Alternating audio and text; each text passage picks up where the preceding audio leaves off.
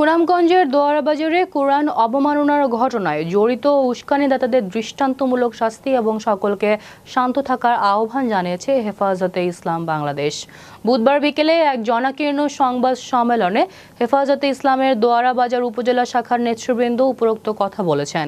এ সময় লিখিত বক্তব্যে উপজেলা হেফাজতে ইসলামের সাধারণ সম্পাদক মাওলানা আবুল কালাম আজাদ বলেছেন, আমাদের শান্তিপূর্ণ দোয়ারাবাজার এলাকাকে অশান্ত করে তোলার অপরাধে এবং কোরআন অবমাননার ঘটনায় জড়িত উগ্রবাদী হিন্দু আকাশ দাসকে রিমান্ডে নিয়ে তার ইন্ধনদাতা সহ রিঙ্কু দাসকে অবিলম্বে গ্রেফতার করে দৃষ্টান্তমূলক শাস্তির ব্যবস্থা করতে হবে।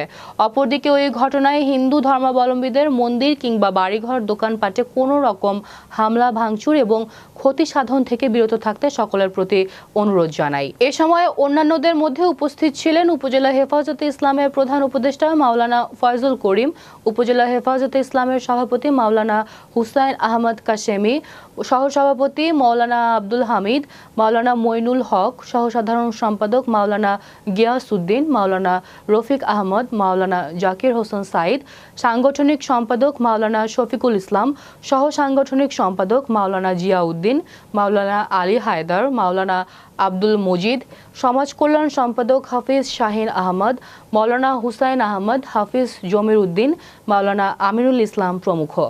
আজকে আমাদের প্রশাসনের কাছে আমাদের দাবিসমূহ: এক, গতকালের দোয়ারাবাজার উপজেলায় উদ্ভট পরিস্থিতির জন্য উগ্র আকাশ দাস ও তার সংগঠন ইসকন সম্পূর্ণভাবে দায়ী।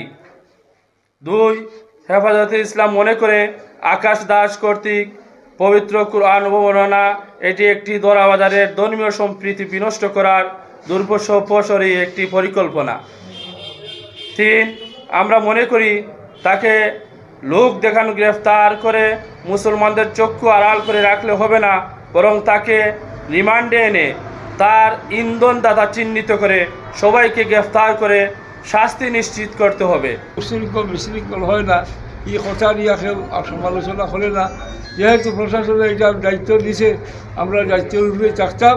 আর কেউ কোনো মিছিল বা কোনো আপনার দুর্ঘটনা বা কোনো আপনার কথাবার্তা আপনার মানুষের সাথে আপনার কোরআন শরীফের অপমাননা করছে, তাহলে অতি সত্তর জেলে ফাটাইয়া রিমান্ডে নিয়া তার সাথে খেয়ে আসে, সাথী সকল খেয়ে আসে তথ্য নেওয়া হোক। আর সাথীগণকে জড়িয়া তারারেও আপনার আদর্শমূলক আপনার দৃষ্টান্তমূলক শাস্তি দেওয়া হোক।